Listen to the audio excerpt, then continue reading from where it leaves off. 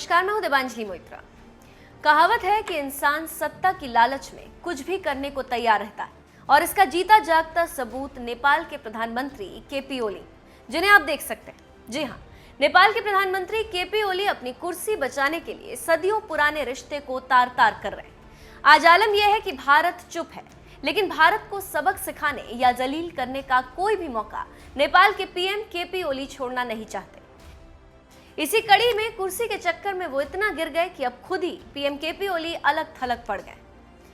इसी बीच नेपाल के विदेश मंत्री प्रदीप ग्यावली ने सोमवार को कहा कि सीमा विवाद से भारत और नेपाल के बीच रिश्तों के दूसरे आयामों पर असर नहीं होना चाहिए। नेपाली मीडिया की माने तो नेशनल असेंबली में एक बैठक में ग्यावली ने कहा कि सरकार भारत के साथ बहुआयामी रिश्ते को लेकर चिंतित है और सीमा से जुड़ा एक विवाद हमारे रिश्ते को खराब ना करे। ग्यावली ने आगे कहा कि विपक्षीय रिश्ते में सकारात्मकता लाने के लिए सभी हितधारकों को योगदान देना चाहिए। किसी को रिश्ते में कड़वाहट नहीं घोलनी चाहिए। मैं सभी से अपील करता हूं कि सकारात्मक योगदान दें। हम भारत के साथ संपर्क में हैं। हम मुद्दों को बातचीत के जरिए सुलझाने के लिए प्रतिबद्ध हैं। मुझे उम्मीद है कि हम इसे सुलझा लेंगे। विदेश मंत्री का ये बयान ऐसे समय पर आया जब नेपाली पीएम ओली पूरे फॉर्म में है भारत के साथ रिश्तों को बिगाड़ने में।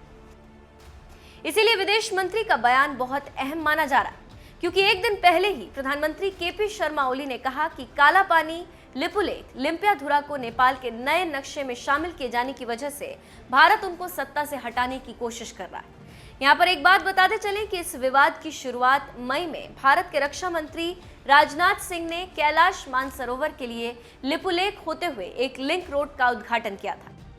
नेपाल ने इसका विरोध करते हुए एक नया नक्शा जारी कर दिया, जिसमें भारतीय इलाकों को शामिल कर लिया गया। केपी ओली सरकार ने इसके लिए संविधान में संशोधन किया।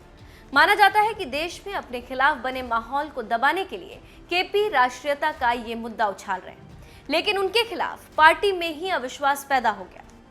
पार्टी के दूसरे अध्यक्ष पुष्पकमल दहल ओली से इस्तीफा लेने पर अड़े हुए हैं। तो आप समझ सकते हैं कि नेपाल की राजनीति में क्या हो रहा है और क्यों।